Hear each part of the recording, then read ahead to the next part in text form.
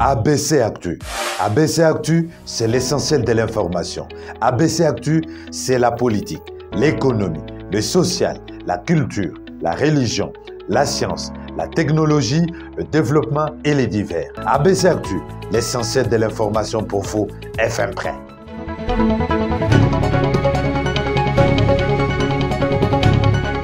La semaine s'ouvre avec ABC Actu, toute l'actualité de la RDC, c'est après le titre. La publication du calendrier électoral par la CENI de Denis Kadima, utopie ou réalité, de réactions qui surgissent de partout, de détails à suivre dans ce journal. Et les secteurs judiciaires de Djougou dotés des infrastructures adéquates pour un bon fonctionnement dans le cadre du projet ESPAD, un élément à suivre dans cette session d'information.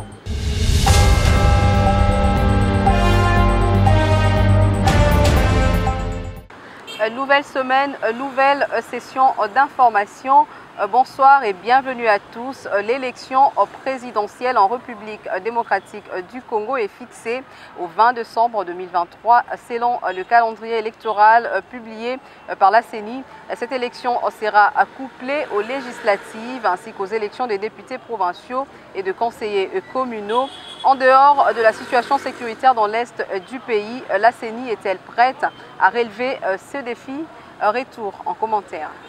La prochaine élection présidentielle en République démocratique du Congo est fixée au 20 décembre 2023 selon le calendrier annoncé le samedi 26 novembre par la CENI. Cette annonce intervient alors que l'est du pays reste en proie aux violences de groupes armés dont la rébellion du M23 qui contrôle une partie d'un territoire du Nord Kivu. L'insécurité persistante dans ces coins du pays est un défi à relever par la commission électorale pour organiser un scrutin qu'elle veut libre, démocratique et transparent. Peut-on avoir de doutes sur le respect de ces calendriers? Est-ce un mauvais départ de la CENI? Le porte-parole du gouvernement, Patrick Mouyaya, répond.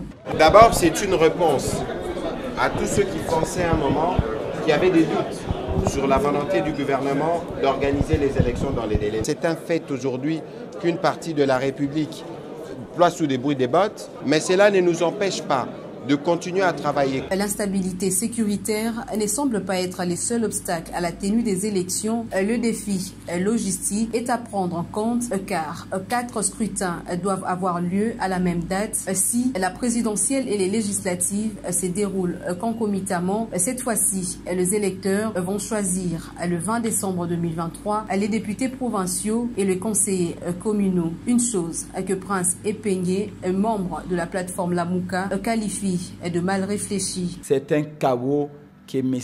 Kadima est en train de planifier parce que nous ne comprenons pas, nous ne voyons pas comment Kadima prévoit seule l'autorité que les votes se déroulent le 20 décembre 2023, c'est-à-dire un mercredi, une journée ouvrable, alors que traditionnellement c'est le dimanche que les Congolais votent. Quant au vote de la diaspora, ce n'est pas à Kadima de choisir le pays où les Congolais pourront voter. Mais c'est Kadima seul, certainement suite aux injonctions de l'Union sacrée, décide que les Congolais de la diaspora votent et choisit lui-même les pays qui vont participer au vote. Sur base de quoi? De questions, des doutes ou encore de contraintes logistiques dont la CENI et les gouvernements devront répondre afin de matérialiser ces calendriers qui vient tout juste d'être publié.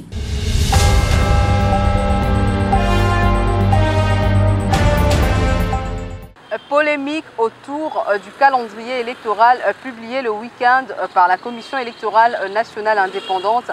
Si pour les uns, c'est un pari gagné par la CENI, d'autres, par contre, restent sceptiques quant à la matérialisation de ce canevas. Regardez. Au lendemain de la publication du calendrier électoral par la CENI, de voix s'élèvent tant pour encourager que pour manifester le désaccord dans le chef des politiques et de la société civile congolaise. Pour le député national Lambert Mendeo Malanga, c'est la vitesse de croisière car pour lui, tout le monde était dubitatif quant à l'organisation des élections dans les délais prévus par la loi. Jonas Tchombela, président de la nouvelle société civile congolaise, estime que ces canevas ainsi dévoilés n'est plus l'outil de la CENI toute seule, mais toute le parti devrait s'impliquer pour atteindre un bon résultat. Sylvain Maurice Macheke, candidat malheureux à l'élection de 2018, rejette ces calendriers qu'il considère comme étant irréalistes, fantaisistes et utopiques. Pour lui, le parti politique devrait rejeter en bloc ce canevas. Selon Constant Moutamba, président national du regroupement Dynamique Progressiste Révolutionnaire, cette publication permet de vider les inquiétudes inhérentes à la mise en œuvre pratique à la fois de l'opération d'identification et enrôlement des électeurs attendus sous peu que de la tenue effective des scrutins dans le délai fixé. Au président du Nouvel Élan, Adolphe Mouzitou, d'ajouter que les calendriers électoraux n'inspirent pas confiance. Une polémique qui s'est créée alors que l'équipe Kadima s'est dit prête à relever le défi. La tâche ne sera pas facile pour la CENI dans un pays qui compte environ 5 millions de déplacés internes. Pour rappel, l'opération de constitution du fichier électoral avait duré 16 mois sous Corneille Nangaa. Denis Kadima, lui, fixe les débuts de la même opération du 24 décembre 2022 au 23 janvier 2023 pour les provinces de l'ouest du pays, et celles en proie à la guerre seront enrôlées en dernier, soit du 16 février au 17 mars 2023.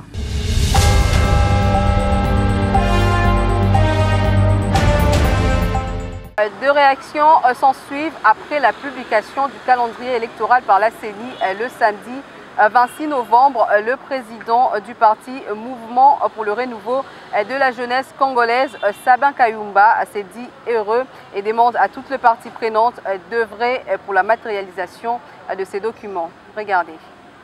La Commission électorale nationale indépendante a, comme annoncé récemment, publié le calendrier électoral, document tant attendu par le peuple congolais à l'approche de l'année 2023, censé être à la fin du mandat de 5 ans à tous les niveaux. Le calendrier étant publié, les réactions ne se sont pas fait entendre. Dans la foulée, l'on peut citer la réaction du président du parti Mouvement pour le renouveau de la jeunesse congolaise, Sabin Kayumba, qui s'est dit satisfait et insiste sur le respect de celui-ci.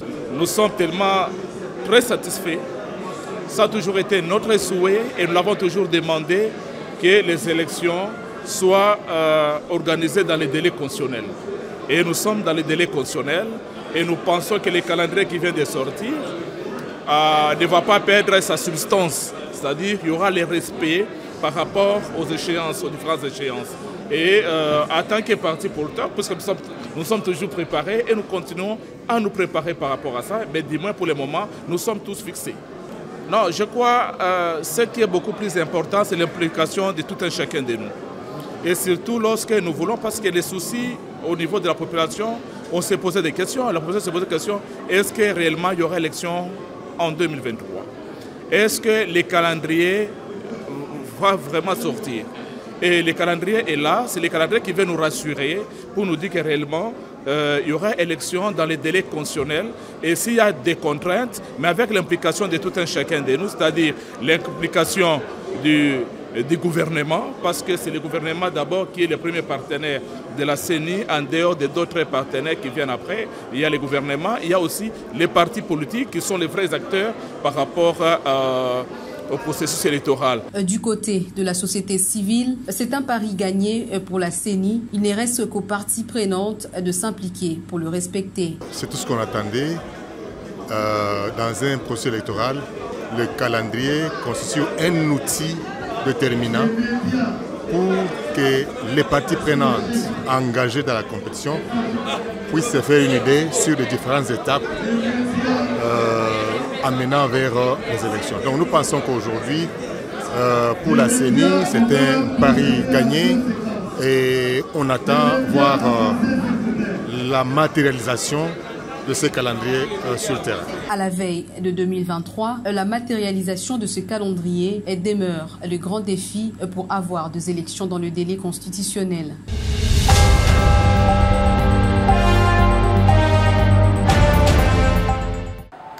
Toujours dans le même registre, Jacques Indala, coordonnateur national de la jeunesse d'Ensemble pour la République, très satisfait de la publication du calendrier électoral par la CENI, invite la jeunesse à s'enrôler massivement. On l'écoute. La CENI, et que notre drapeau flotte, désormais il flotte et il flottera partout. C'est un engagement patriotique Nous sommes prêts pour les élections et il faut qu'il y ait élection. Il n'y aura pas d'élection bizarre. Dans ces pays-là, nous avons un problème dans ces pays. Okay? Des faux pasteurs, des faux ceci, des faux cela. Les élections sont des élections. Il n'y a pas de vraies et de faux élections. Quand il y a faux élections, ce ne sont pas des élections. Donc, faux élections, ça dit que ce n'est pas élection. Ici, nous sommes en pleine préparation des élections dans ce pays. Nous en avons connu 3 cycles. Le président de la République, le gouvernement, l'Assemblée nationale, le Sénat et les institutions d'appui à la démocratie, entre autres la CENI, doivent savoir que les Congolais ont tiré les grandes leçons des 3 dernières expériences. Nous savons qu'en 2006, Kabila est parti avec Bemba. Bemba dit Kabila a triché, on a tué les gens ici à Kinshasa. Paix aux âmes de regretter, entre autres Igo Tanzambi, on pense à vous. Il est décédé à cause des élections dans ce pays et d'autres anonymes. On va en 2011, Tshisekedi le père Kabila. On dit Kabila a triché, Tshisekedi. Pam, pam. Donc on arrive en 2018, on dit non, non, non, c'est Fayoulou. Non, non, c'est Tshisekedi. Non, après c'est Tshisekedi. Donc ce système-là, la seule personne qui a la chance, le privilège de nous amener vers les vraies élections, c'est-à-dire les élections pour nous sortir de l'illégitimité de ceux qui gèrent ce pays, c'est M. Tshisekedi Tshilombo, son gouvernement et la CENI. À la JR, je pense que nous préparons un grand meeting qui aura lieu soit à l'IMCA ou soit au terrain municipal de Massina, où nous allons lancer pour nous la campagne des enrôlements. Je pense que vous savez qu'on avait déjà lancé la campagne des adhésions porte-à-porte. Nous revenons de la province de Sankourou, nous étions à Lobefo, Lomela, Katakokombe, on a fait en tout cas une grande tournée. On a vu, c'est que malheureusement la grande province de Sankourou, une province hautement historique où est sorti notre héros national, mais c'est triste. Hein? Nos frères étaient là, donc je ne vais pas citer vos noms, mais prenez le temps de vous respecter. Hein? Franchement, on ne peut pas aujourd'hui, cette province qui a vu naître Lumumba, sans électricité, même pas une seule route macadamisée. L'aéroport, ce n'est même pas l'aéroport, c'est l'aérodrome. Non, c'est triste quoi, c'est triste. Soyez gentils, donc laissez le temps aux autres. Et nous avons besoin d'une nouvelle génération qui s'accroche aux idéaux katumbistes pour pouvoir changer le pays. Il faut quand même qu'on parle du grand rendez-vous, hein, le grand rendez-vous pour ce week-end. Donc oui. Nous serons déjà le vendredi à Kikwit, dans la province du Kwilu, avec Bomash, hein, État-Force. On arrive, la grande délégation de la GR arrive pour le lancement de la campagne d'adhésion porte-à-porte. Évidemment, on fera aussi les grandes villes et les grandes cités et les agglomérations environnantes parce que nous serons dans les territoires, dans les villages pour annoncer la bonne nouvelle du katumbisme. Chez nous, nous ne prêchons pas Katumbi comme personne. Nous prêchons Katumbi comme pensée et nous sommes fiers d'être des katumbistes. Les drapeaux doivent flotter. On est grands ensemble. On gagne ensemble.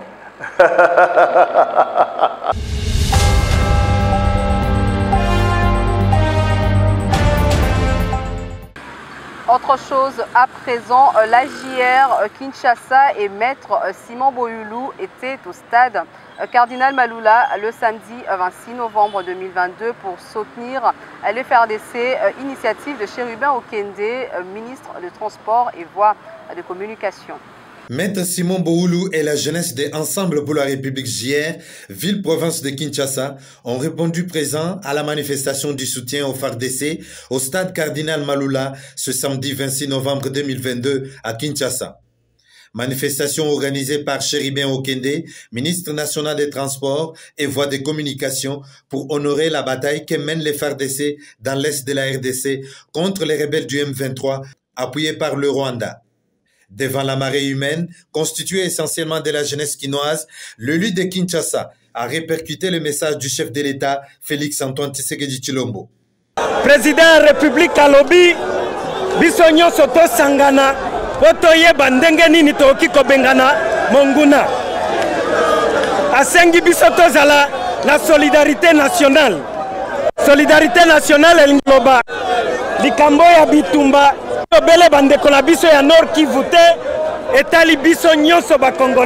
Ses invités de marque, l'artiste musicien Noen Gama Makanda Werasson, ambassadeur universel de la paix, Jeko Beya, de la force du progrès de l'UDPS, et Simon Bououlou, coordonnateur emblématique de la jeunesse des Ensemble pour la République, ville-province de Kinshasa, qui ont été présentés à la foule. Ce dernier a relayé le message de Moïse Katumbi Tchapoué, celui d'améliorer les conditions de vie du militaire congolais et de bien les payer. Son Excellence ministre des Transports, Chéribin Okende, qui a voulu matérialiser l'appel du chef de l'État lancé à toutes les forces vives de la nation, à la cohésion nationale, pour barrer la route à l'adversaire. Et c'est pourquoi nous sommes là pour dire non à l'agression. Agissons ensemble pour l'intégrité nationale, soutenons nos FARDC avec une prise en charge adéquate, avec des salaires humains, c'est-à-dire des salaires qui pouvaient permettre à nos militaires de renouer les 2 bouts du mois pour que nos FARDC nous puissent donner le meilleur d'eux-mêmes. C'est pour cela que notre président national, Moïse Katumbi, nous a recommandé d'être là pour soutenir nos FARDC, pour soutenir l'effort de guerre. Quand la patrie est en danger, tout le monde vient à l'unisson. Séance tenante, devant la jeunesse quinoise, le ministre Chéribin Okende a lancé la collecte des fonds pour les FARDC au front.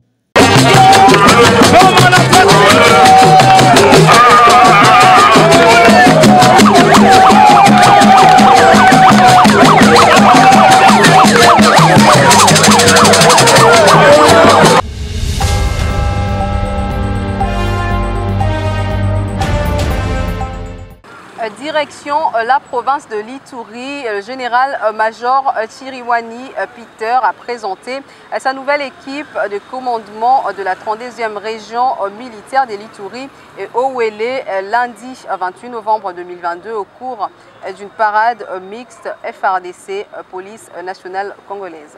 Monsieur le commandant 32e région militaire et commandant en place, mon général, les unités des forces armées de la République démocratique du Congo et de la police nationale congolaise, garnison de Bunia, sont rangés pour vous accueillir. Au cours de la parade générale mixte tenue ce lundi à la 32e région militaire, le général-major Chirimwami a présenté sa nouvelle équipe du commandement et a apporté le message du gouverneur militaire de la province de l'Ituri, le lieutenant-général Luboya Kashama Johnny. Ces derniers a félicité l'armée et la police pour avoir diminué le taux de criminalité dans la ville de Bunia et ses environs.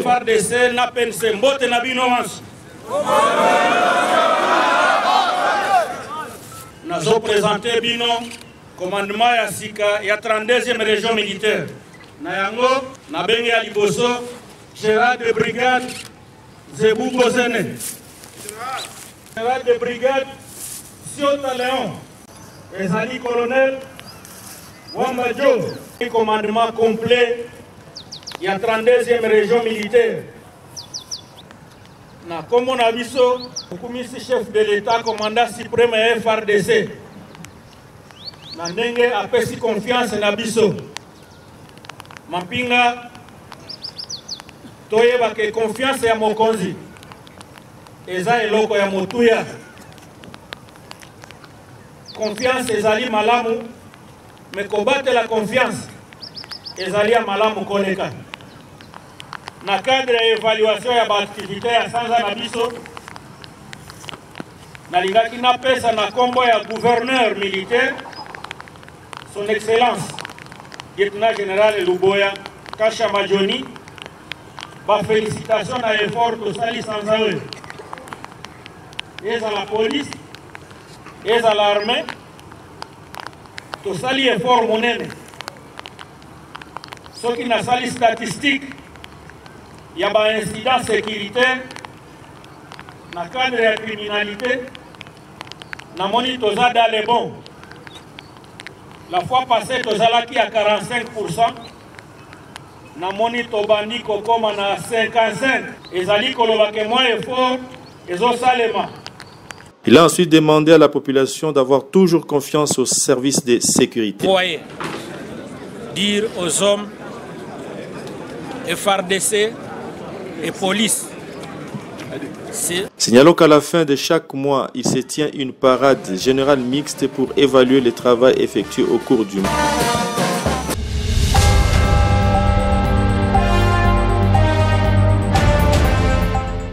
Toujours dans la province de l'Ituri, dans le cadre du projet ESPAD, Ensemble pour la sécurité et la paix à Djougou, financé par le Fonds de cohérence pour la stabilisation, des infrastructures adéquates ont été dotées au secteur judiciaire pour un bon fonctionnement, un geste qui n'est pas resté inaperçu par le bénéficiaire. Regardez. Le secteur judiciaire et pénitentiaire du territoire de Djougou doté des infrastructures adéquates pour son fonctionnement. Ces infrastructures sont construites dans le cadre du projet ESPAD, Ensemble pour la sécurité et la paix à Djougou, financé par le Fonds de cohérence pour la stabilisation. Il s'agit notamment de 2 résidences du personnel judiciaire du tribunal de paix de Djougou et un amigo construit au chef-lieu du territoire de Djougou, mais aussi le bâtiment du sous-commissariat de la police nationale congolaise Fataki, explique les gestionnaires du projet ESPAD. Ce projet vise globalement à que l'État soit reconnu par les populations comme le principal fournisseur redevable et transparent des services à la population favorable à la paix et à la stabilité. Et il s'articule sur 4 piliers. L'amélioration de gouvernance judiciaire, locale, sécuritaire et la promotion de l'égalité du genre. Un motif de satisfaction pour le bénéficiaire de ces patrimoines.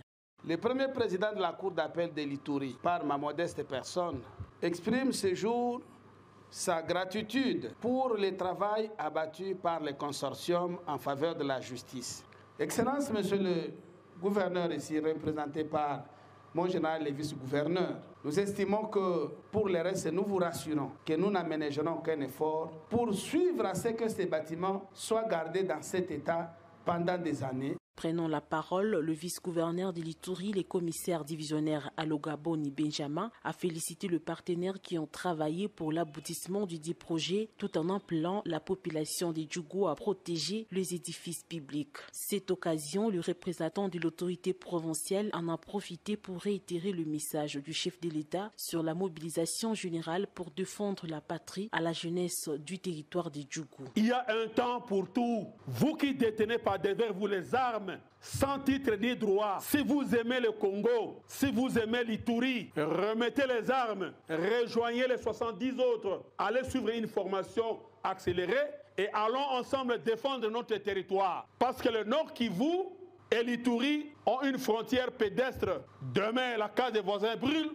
Aujourd'hui, votre case peut brûler. Nous devons nous préparer. Allons tous nous faire former dans la...